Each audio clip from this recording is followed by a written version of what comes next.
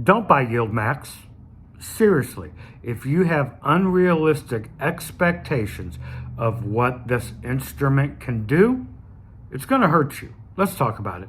This is Mike, the tactical stock scalper. All right. So as you know, I am a Yieldmax Defiance.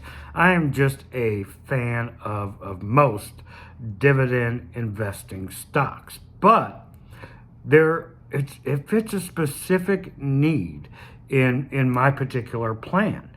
And I'm seeing people that have been into these with unrealistic expectations. And now that the market is dropping, the realization of those expectations, unrealistic expectations, are not being met. So let's discuss. Number one, like I said, they're not for everyone. They fit a specific need in the market. You know, there are so many great and wonderful ways to make money and to lose money in the market. This one fits a specific targeted need, okay? Look, it has very little upside due to the covered call structure of synthetics, right? Or defiance with them selling puts on an index, right? There's very little upside.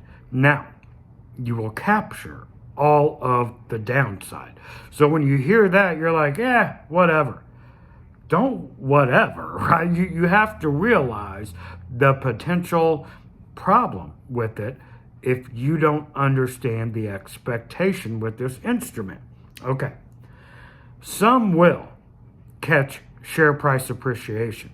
That has been proven, obviously with so many that have risen past their inception point, right? Many have caught share price appreciation on the way up, and some have even performed as good, some even as better than their underlying, which is really, really incredible that their share price is going up and you're collecting dividends. And that is just a wonderful, wonderful thing.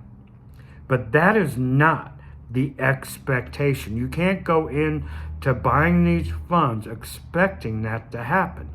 The market, crypto, etc., has been on a tear for 6 months. That's obviously going to lift the price of most of these funds up, right? And then you're collecting dividends on top. You think you have found the golden ticket. And it's just not that way. It just worked out for that period of time as the market was going up. The expectation is that the share price will decline over time. And that's something you have to be able to live with and understand that that's going to happen. People think that these are some kind of quasi-growth fund, and they're not. They're absolutely not. So you have to get that out of your head that you're going to catch any share price appreciation. And when you do, it's great. It's wonderful. It's fantastic, right? But that cannot be the expectation. Okay, next. If you're not ready to reinvest 2/3 of your dividend into these wonderful funds, to most of them, not all of them are going to need it, but most of them will, to keep the share price stable. Now, you don't have to do that. I mean, that's what's best, and that's what the fund manager recommends, right? I mean, you don't have to do it. I know plenty of people that don't reinvest at all. They just pull the dividends or reinvest very little. I mean, that's one strategy, but you have to understand if you do that, your share price is going to decline, right? And your overall value of your portfolio could decline as well. Now, one of my favorites funds is QQQY. And now it's pretty interesting. If you compare the chart, let's just say QQQY to the Qs, to NASDAQ, whatever. And those charts were racing up while QQQY was doing the exact opposite. Why was that happening? Well, that's because of the massive amount of dividends. And I know you could call it dividends, disbursements. I'm going to call it dividends just to make everybody mad, right? So the massive dividends that they were paying out. Now for me, I want to talk about this. ROI is my most important metric when it comes to these funds, not the share price appreciation.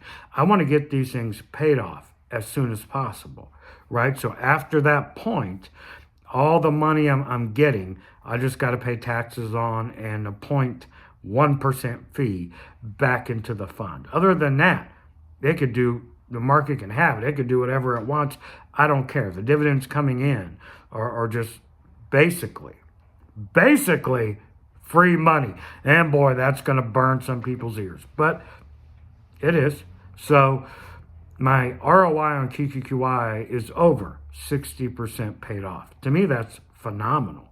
I mean, in the course of less than a year, it's 60% paid off. Now, to be fair, I sell options and I put that profit money from options right back into it to squeeze the goalpost even tighter to get that ROI paid off extremely fast. But in most cases, you got to reinvest 2/3 of that dividend. There are some you don't have to. Okay. Yield chasers and gamblers, I guess, could really get hurt by these funds, particularly during a downturn during the market. If you're just in them, just chasing yield, going after the next high yield, the yields generally drop over time as the share price declines. We've seen it with so many, right? That is going to happen. That is an expectation and something that you need to be okay and comfortable with if you want to own these funds. Okay, here's some more notes. Can you withstand social media negatives? Will negative people that don't like these funds, that have this misconception that there's some kind of growth fund, right? And they're just pounding on them and pounding on all different kinds of social media platforms. Does that influence you?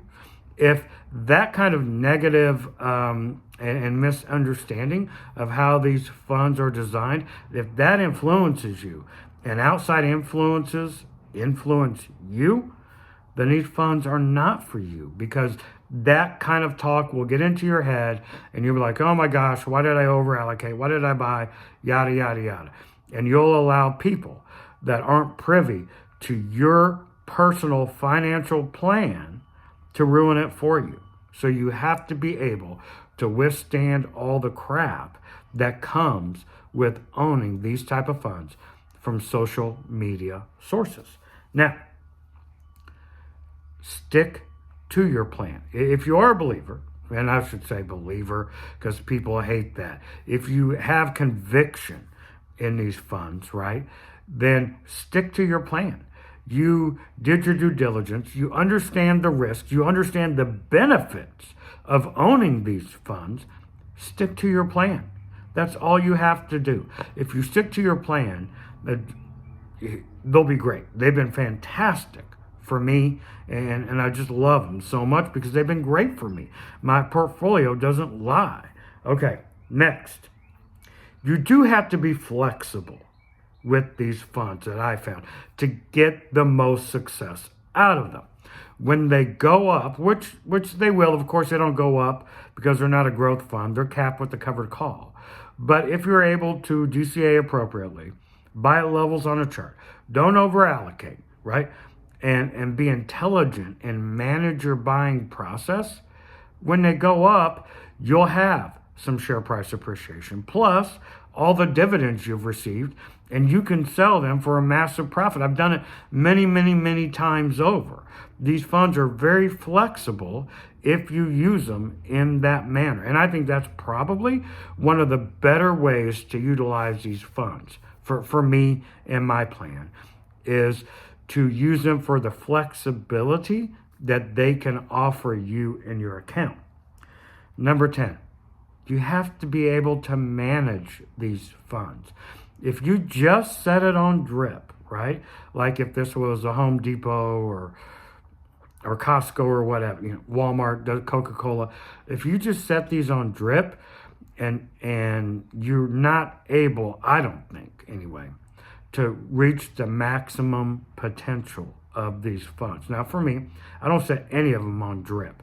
My kids' account, I have them dripping them because they're not really vested in a market. They don't know a lot about it. So for them, it's safer. But they have a very small allocation. It's just part of their portfolio, right? But for me, I don't drip it. I get the cash and then I redeploy it at certain levels as this particular ETF is going down. I hope this helped you and hope you realize that having unrealistic expectations for these funds are only going to hurt you guys. This is Mike, the Tactical Stock Scalper, out.